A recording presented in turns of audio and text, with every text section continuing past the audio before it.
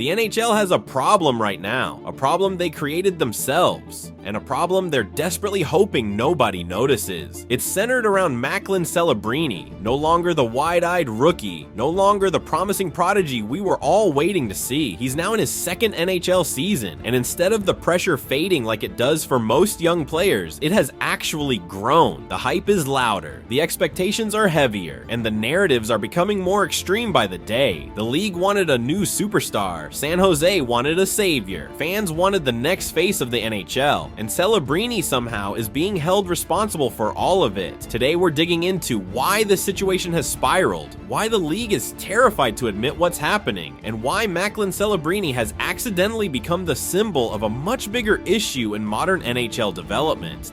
Celebrini's first NHL season should have done one thing. It should have bought him time. Most young stars get a rookie season where they can make mistakes, adjust, and learn without the world losing its mind over every shift. But in Celebrini's case, his first year didn't calm the noise. It amplified it. He entered the league as a teenager, thrown straight into the chaos of a rebuilding franchise. Instead of stabilizing around him or lowering expectations, the Sharks doubled down on the idea that this kid was going to accelerate the rebuild all on his own. And because Celebrini showed flashes of brilliance, the expectations didn't just stay high, they skyrocketed. His rookie numbers were strong, especially considering the team around him, but instead of seeing that season as a stepping stone, the NHL and its media engines treated it as a preview of something he was supposed to fully become immediately. His rookie year didn't relieve the pressure, it reinforced the belief that he should already be a franchise-changing superstar.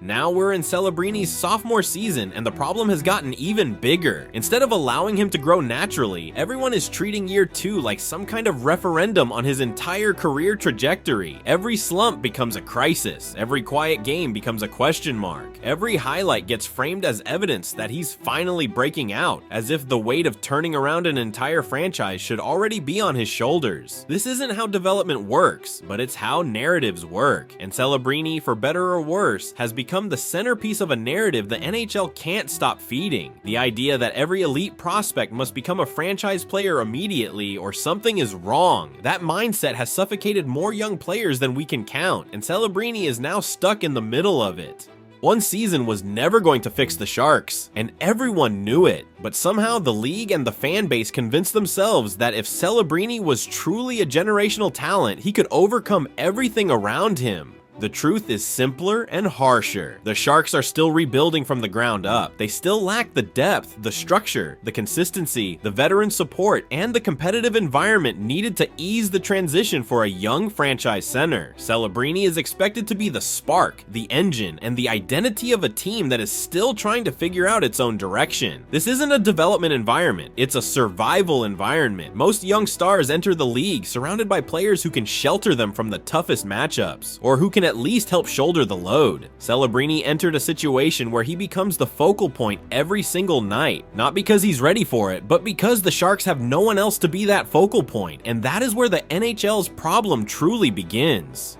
As if the internal pressure wasn't enough, Celebrini now faces a second wave of expectations coming from outside San Jose. The constant comparisons. It doesn't matter who it is. Bedard, Fantilli, Carlson, Mishkov, every young star in the league becomes a measuring stick for Celebrini, and because he isn't putting up explosive numbers on a stacked roster, the comparisons often tilt against him, but these comparisons ignore everything that actually matters. They ignore context, they ignore team quality, they ignore usage, system, line mates, and roles. They ignore the fact he's playing in one of the most challenging environments for any young center in the entire NHL. And the worst part, fans treat every comparison like a scoreboard. If Celebrini falls behind someone else his age, even temporarily, the discussion immediately shifts to, is he overrated? It's lazy, it's unfair, and it's happening because the NHL keeps selling the idea that elite prospects must all rise at the same pace.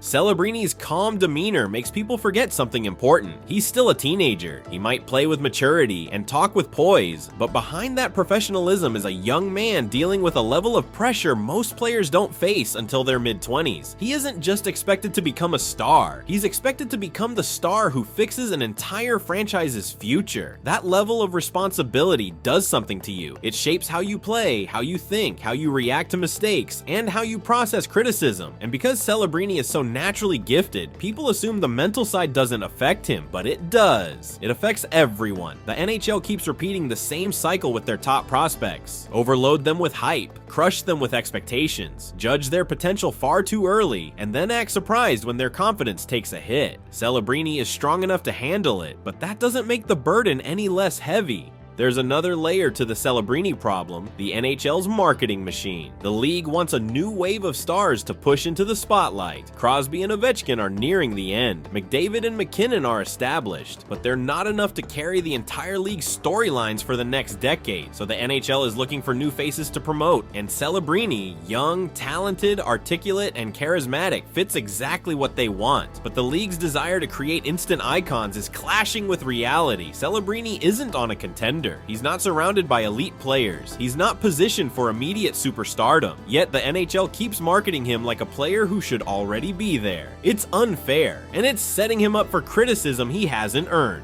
If this situation is going to improve, the pressure around Celebrini has to shift. San Jose needs to build around him patiently, instead of acting as if he alone determines their timeline. They need to add stability, depth, and leadership so Celebrini can actually grow into the role they envision for him. And on a league level, the NHL needs to stop treating prospects like instant products. Not every phenom will explode in year 1 or year 2. Some take time, some grow incrementally, some break out once the pieces around them finally click. The NHL's obsession with immediate validation is turning development into a race, and Celebrini shouldn't have to sprint through it. Despite all the pressure, all the hype, and all the unfair expectations, Celebrini has something most players his age don't: the ability to rise above chaos. He's calm under pressure, he's intelligent beyond his years, he plays a complete two-way style that ages incredibly well, and he has already shown, even in difficult circumstances, that he can impact games in ways most 19-year-olds simply can't. If the Sharks eventually surround him with the right pieces, and if the NHL can learn to let a young star grow